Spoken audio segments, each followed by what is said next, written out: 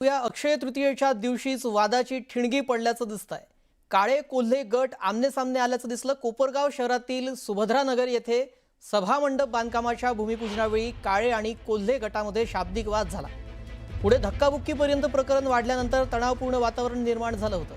श्री स्वामी समर्थ मंदिर परिसरामध्ये भूमिपूजन कार्यक्रमाला राजकीय रंग आल्याचंही दिसलं। भाजपचे विवेक कोल्हे यांच्या उपस्थितीतच घटना घडल्यानं चर्चांना उधाण आलं। आरती सुरू होताच दोन्ही गट शांत, नंतर वादावर तात्पुरता पडदा पडला। यानंतर विवेक कोल्हे आणि नगराध्यक्ष पराग संधान यांच्या हस्ते फलकाचं उद्घाटन करण्यात आलं आणि घटनेची माहिती मिळताच पोलिसांनी तत्काळ धाव घेतली, परिस्थिती नियंत्रणात आणली। एकाच वेळी दोन गटाकडून भूमिपूजन आयोजनामुळे बॅनरबाजी आणि कार्यकर्त्यांमध्ये भिडंत झाल्याचंही दिसलंय। कोपरगावामध्ये राजकीय श्रेयवादाची ही लढाई आणखी तीव्र होण्याचीही शक्यता आहे।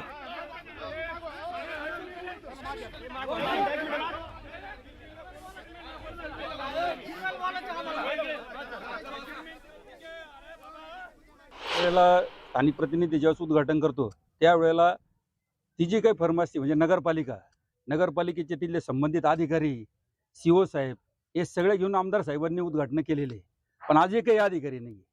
याचा अर्थ काय हा तुम्ही त्यांना विचारा।